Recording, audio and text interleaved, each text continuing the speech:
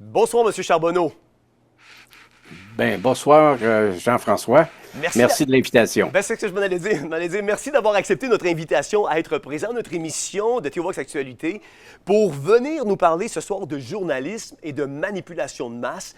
J'ai reçu quelques vidéos de vous il y a quelques semaines de ça où je vous ai entendu parler sur la manipulation de masse.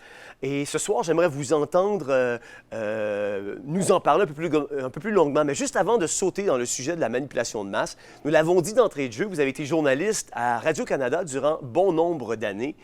Et ça m'amène à vous poser la question suivante d'entrée de jeu. Que reprochez-vous au journalisme aujourd'hui? En fait, y a-t-il des choses que vous reprochez au journalisme aujourd'hui? On parle de journalisme aujourd'hui. Mais c'est comme si aujourd'hui, le journalisme, pour moi, n'existe plus. Vraiment, on est tombé dans de la propagande. Puis mes anciens collègues sont devenus des propagandistes. Vraiment, le journalisme est vraiment disparu. Moi, j'ai écrit en 2013 un article qui s'appelait «L'information, vraiment l'information». C'est toujours disponible sur Agoravox. Vous pouvez aller lire ça. Ça remet en question vraiment, vraiment le journalisme. Et puis en 2012, j'écrivais une lettre ouverte à mes anciens collègues que je leur disais, qui étaient les représentants finalement qui maintenaient notre société démocratique en santé, mais que je comprenais pas leur comportement. Parce qu'ils étaient devenus des perroquets et puis qui répétaient toute la même chose. Ça, c'était en 2012. Ça fait déjà un petit moment. Et puis, ça s'est tout le temps accentué. Et puis, j'ai combattu finalement ce propagandisme-là qui s'accentuait vraiment pour finalement bâtir le consentement aux guerres qui a eu lieu en Afghanistan, en Irak, en Libye, puis en Syrie. Et puis je dénonçais vertement la propagande qui sévissait. Ouais. Et puis j'étais un peu tout seul de ma gang, si on peut dire. J'imagine. En 2020, les gens se sont réveillés parce que c'est devenu vraiment, vraiment hyper flagrant de 2020 jusqu'à aujourd'hui, que la propagande a pris toute l'ampleur, a pris toute la place. Vous avez raison, M. Charbonneau. Comment, M. Charbonneau, vous percevez l'impact des subventions gouvernementales sur l'indépendance des médias? Est-ce que vous pensez qu'il y a un effet vraiment boomerang rattaché à ça? Bien, c'est évident que les médias mainstream n'offrent plus d'informations. Et puis, ils sont maintenus en survie avec des subventions de divers organismes. Finalement, quand on regarde, d'ailleurs, j'ai écrit un livre en 2018 qui a pas été publié, qui a été refusé par les éditeurs, mais que je décrivais finalement tous ceux qui contrôlaient l'information aux États-Unis, en France, et puis ici au Canada, au Québec. Et puis, c'est vraiment, c'est des millionnaires qui s'achètent les médias pour contrôler finalement la pensée des gens, contrôler l'opinion publique. Et puis, ils peuvent dépenser des fortunes pour ça. Et c'est pas rentable du tout, ils perdent de l'argent. Et puis là, on le voit que ça s'est accentué avec les gens ont quitté vraiment les médias mainstream de plus en plus. Et puis, les commanditaires aussi. Et puis, c'est devenu vraiment évident que qu'il y a plus que ça travaille à déficit, là. Ouais. Et puis, c'est ça. C'est gardé en survie avec les subventions. On dit des gouvernements, mais c'est finalement des grands financiers. C'est bien plus que des gouvernements. Là. On tombe dans qu'est-ce qu'on peut appeler le deep state. T'sais. Absolument, absolument. Et comment le journalisme a évolué ou a changé depuis le début de votre carrière en termes de pratiques éthique et déontologie, si on le compare au journalisme aujourd'hui? C'est comme je l'écrivais dans mon article de 2012. En 2012, pour moi, c'était un mystère de voir le comportement de mes anciens collègues. Ouais. C'est quelque chose que j'arrive pas à expliquer. J'arrive pas à expliquer parce que c'était l'abandon de l'éthique journalistique, l'abandon total. Et c'est incompréhensible. Et puis, on pourrait faire un parallèle même avec l'abandon de l'éthique médicale qu'on a vécu en 2020, puis jusqu'ici un peu. Là, Tu sais, tu te dis, mais comment est-ce que les médecins ont pu abandonner leur serment d'Hippocrate puis transformer ça en serment d'Hypocrite? Tu sais, c'est comme, tu sais, c'est incompréhensible. On se demande où est passée l'éthique au niveau journalistique en premier, ensuite médical, et puis là, bon, on tombe aussi au niveau juridique, au niveau judiciaire. Moi, j'ai plus confiance dans le système de la justice parce qu'on dirait que la justice absolument suit des directives qu'on on peut pas imaginer d'où ça sort, mais l'éthique judiciaire n'est plus là non plus. Tout l'éthique d'un paquet de domaines, c'est disparu. Vous avez raison. C'est difficile à expliquer. Moi, j'arrive pas à expliquer. C'est un mystère. C'est un mystère. Les journalistes qui pratiquent plus leur métier, qui ont plus d'éthique journalistique, j'arrive pas à expliquer ça. C'est un mystère. On dirait qu'ils ont rencontré un mesmer qui les a hypnotisés pour qu'ils livrent de la propagande au lieu du journalisme. Parce que les faits demeurent, hein, les faits sont là. Ouais. Mais les faits n'ont plus ça n'a plus de poids. Hein, les faits n'ont plus de poids. Vous avez raison. Vous avez raison. Et un autre mystère, c'est cette censure, cette autocensure. À quoi vous attribueriez cette autocensure ou cette censure que les journalismes s'auto-infligent de plus en plus aujourd'hui, de peur de perdre peut-être leur licence, leur droit de pratique ou même leur poste dans un média peut-être plus traditionnel? Ah ben on peut encore une fois faire un parallèle avec les médecins qui ont peur de perdre leur licence. Les journalistes, c'est la même chose. On est dans un monde où la pensée unique est vraiment qui mène le bal. Et puis ils n'ont pas de ils ont peur de perdre leur position, d'être salis, d'être traités de complotistes. Les gens se surveillent sur les mots qu'ils disent, sur les positions qu'ils prennent. Il y a des groupes qui sont très, très, très frileux à tenir des discours, on va dire, un peu trop critiques parce qu'ils vont se faire traiter de complotistes. Ça me fait penser un peu à Éric Duhem qui voulait pas manifester avec nous dans la rue pendant plusieurs manifestations parce que il avait peur de se faire traiter de complotiste, d'être associé aux complotistes qui étaient dans la rue. C'est comme un exemple flagrant au niveau politique qu'on a eu avec lui là. Ouais. Et puis il y a pas seulement lui, il y a des tas de gens qui sont un peu comme ça. Ouais. Il peut y avoir des médecins qui sont comme ça aussi. Je pense à Amir Kadir qui a fait un article intéressant dans le Journal de Montréal, je pense, au sujet de l'hydroxychloroquine, qui disait que finalement, c'était pas si pire que ça, puis qu'il utilisait ça à l'hôpital Le Gardeur, et puis, mais bon, il s'est rétracté par la suite parce qu'il a eu peur de perdre sa réputation, ça fait traiter d'autiste. Non, mais c'est comme assez subtil. Puis moi, dans toute cette crise-là, la chose que je trouve le plus intéressant à analyser, c'est le comportement humain. Ouais. Et puis, il y a des thèses à faire là-dessus. Là. C'est vraiment très intéressant à faire. Puis, je pense qu'on est manipulé justement parce qu'ils nous connaissent mieux qu'on se connaît nous-mêmes. Puis, ils nous manipulent assez facilement avec le côté émotionnel puis côté toutes sortes d'aspects psychologiques que nous autres, ça nous échappe un peu parce qu'on n'en est pas conscient, on va dire. Vous avez raison. Vous avez raison. Puis ça m'amène à vous poser la question suivante, M. Charbonneau. Y a-t-il un lien entre le journalisme d'aujourd'hui puis la manipulation de masse? Ben, c'est évident. C'est évident. Pour moi, c'est évident. Je l'ai dit 3 fois, je pense. Non, mais c'est parce que sans le journalisme, on appelle ça le journalisme, sans la propagande qui prévaut sur les médias mainstream, sans ça, c'est sûr qu'il n'y aurait pas eu la manipulation qu'on a vécue. Parce que cette manipulation-là est présente via les médias de masse. C'est les médias de masse mondiaux en plus. Hein? C'est pas uniquement ici. Et puis il se passe la balle, si on peut dire. Et puis c'est ça qui est assez terrible. On affronte une puissance médiatique terrible. Mon livre qui n'a pas été publié, ça s'appelait Les médias, une arme de manipulation massive. Wow. Et puis c'est vraiment ça qu'on a vécu, qu'on vit présentement, que c'est une arme de manipulation massive. On est manipulé d'une façon invraisemblable.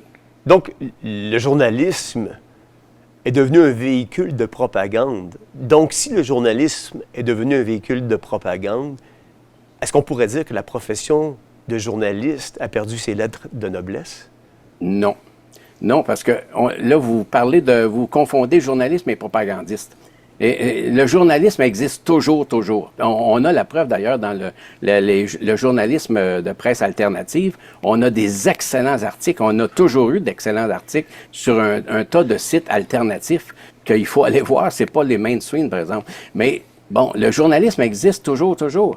Mais c'est la propagande a pris toute la place sur les médias mainstream. C'est ça le problème. C'est que là, il ne faut pas confondre propagande et journalisme. Le journalisme est toujours a gardé ses lettres de noblesse, excepté que c'est comme la médecine. Hein? La médecine a gardé ses lettres de noblesse. Je pense qu'il y a encore de très bons médecins qui peuvent encore soigner les gens, puis qui sont, tu sais, que leur devise est vraiment que c'est de ne pas nuire. Hein?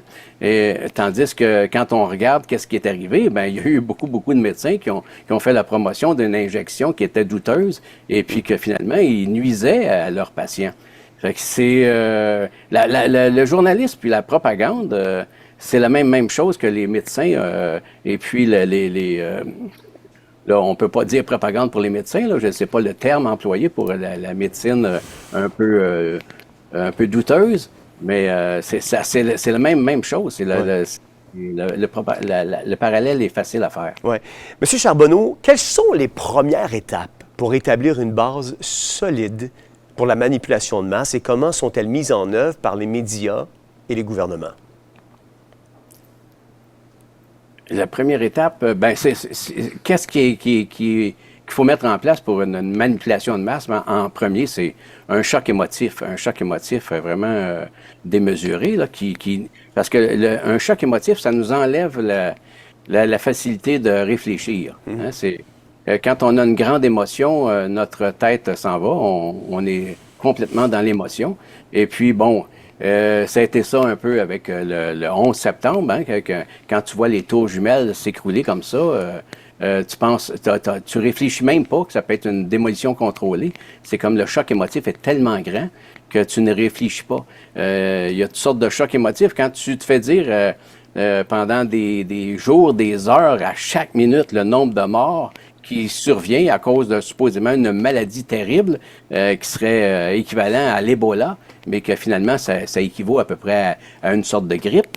Là, c'est un choc émotif qui est créé par la télévision, par la propagande, si on peut dire, médiatique, et puis ton cerveau est comme complètement en léthargie.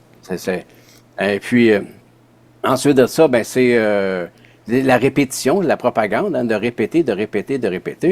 Un mensonge qui est répété des milliers de fois, ça devient comme une sorte de vérité dans la tête des gens. Et puis là, ben, tu as l'effet aussi des gens qui sentent que c'est la majorité ou l'effet de mouton, si on peut dire, le troupeau qui s'en va dans une direction. Puis là, tu te dis, ben là, si tout le monde y va, ça doit être la bonne chose à faire. S'ils disent, ça doit être ça. Fait qu'il y a plusieurs paramètres comme ça qui peuvent, évidemment, ça a été élaboré, il y a des points, là. Le sens commun, par exemple, j'ai entendu parler du sens commun. Ça, c'est quelque chose qui est un élément important de la mise en place d'une manipulation de masse? Oui, bien, le sens commun, ça a été la première attaque qu'il y a eu sur l'opinion des gens.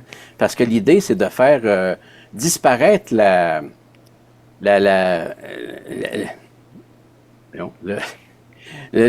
confiance qu'on a dans notre opinion. Ils ont réussi à faire disparaître la confiance qu'on peut avoir dans notre opinion. Puis ça, c'est le sens commun. Le sens commun, c'est quand on est devant une absurdité, puis qu'on dit, ben voyons donc, ça n'a pas d'allure. Ouais. C'est ça le sens commun. Puis généralement, on peut dire que certaines personnes peuvent mettre ça, simplifier les choses, mettre ça simpliste, puis dire, ben ceux qui disent ça, c'est des gens simplistes. Mais en général, quand on fait dire une absurdité, notre sens commun nous avertit et puis nous dit, ben ça n'a pas d'allure. Et puis on se met à réfléchir. Puis on a des points de repère dans notre vie, dans notre vécu, dans notre expérience, et qui nous fait dire que ça n'a pas de sens. Mais ils ont transformé notre sens commun avec l'opinion dans l'expert. Fait que ils présentent plus l'opinion des gens à la télé. Hein? Il n'y a plus de vox pop, de gens qui sont là, qui peuvent s'exprimer. Avant Radio-Canada, dans les années 80, il y avait des émissions fortes à la radio qui donnaient la parole aux citoyens et puis les citoyens s'exprimaient et puis ça donnait confiance aux autres citoyens qui entendaient des citoyens comme eux s'exprimer, d'avoir une confiance dans leur opinion et puis de réfléchir et puis de pouvoir émettre une opinion qui était valable. Et là, tous les citoyens ont disparu finalement des ondes. Et puis, on transformait ça avec toujours l'expert qui est là. Il y a toujours un expert qui est là pour vous expliquer les choses.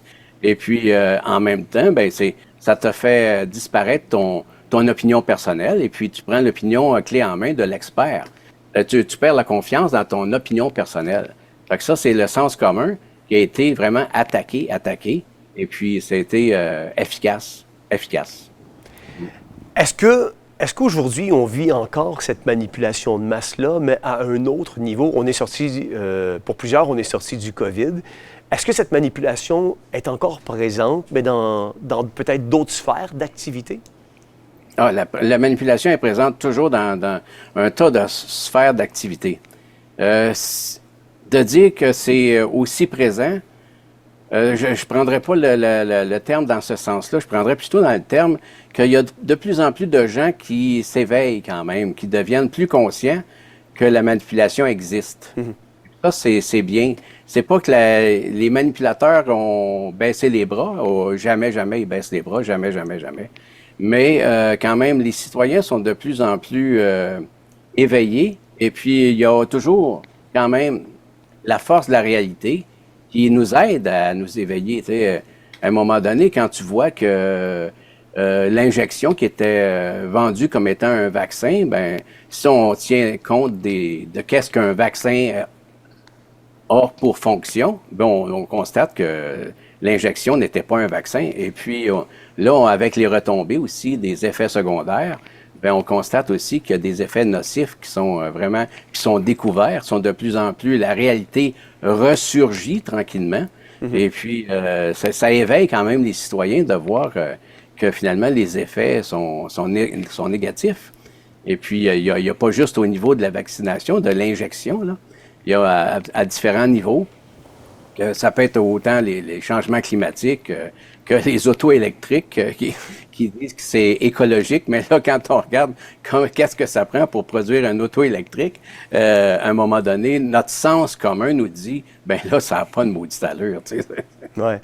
Cet éveil-là que vous avez vécu de votre côté par rapport à la prise de conscience face au journalisme, par exemple, journaliste de propagande, par rapport à tout ce que la manipulation de masse, vous l'avez vécu quand? Ben, il n'y a pas de date précise, on peut dire. C'était graduel, hein. C'était graduel. Moi, j'ai constaté qu'il y a eu un revirement dans mon ancienne boîte, le Radio-Canada. Ça a été en 2004 à peu près, quand il y a eu le dernier reportage vraiment intéressant à Radio-Canada qui s'appelait « Du sable dans l'engrenage », qui était pour dénoncer finalement les sables bitumineux de l'Alberta, que la pollution qui se faisait là. Et puis, c'était un excellent reportage que j'oublie qui est-ce qui l'avait réalisé, là. Mais le gouvernement Harper a poursuivi Radio-Canada pour ce reportage-là. Et puis, le gouvernement Harper a gagné sa cause devant Radio-Canada. Et puis, à partir de là, pour moi, ça a été le point déclencheur que j'ai vu la qualité journalistique de Radio-Canada se désintégrer pratiquement. Et puis, peu à peu, ils ont fait disparaître aussi tout le volet international. Moi, j'étais très branché sur l'information internationale depuis toujours. Je suis ça de près depuis 40 ans. Et puis, mon copain Alain Saunier, qui est devenu directeur de l'information à Radio-Canada, s'intéressait beaucoup aussi à l'information internationale. Et puis, Alain s'est fait renvoyer de Radio-Canada d'une façon surprenante, là. Et puis, ils ont mis la hache sur tout l'aspect de l'information internationale à Radio-Canada. Fait que ça a été... Puis moi, je suivais beaucoup la propagande de guerre, la fabrication du consentement de la population pour les guerres. Et puis, ça va avec, hein. On enlève l'information internationale, on favorise plus facilement les guerres. Et puis, quand j'ai vu le renvoi de mon ami Alain Saunier de Radio-Canada, on voyait que c'était qui mettait la clé dans la porte de l'information internationale. Et puis ensuite de ça, ben, qu'est-ce qu'on a comme présentation? C'était de la propagande, là, de la vraie propagande pure et simple, là, sur la Libye, sur la Syrie. Ça a été incroyable, là, la propagande qui nous ont servi par la suite.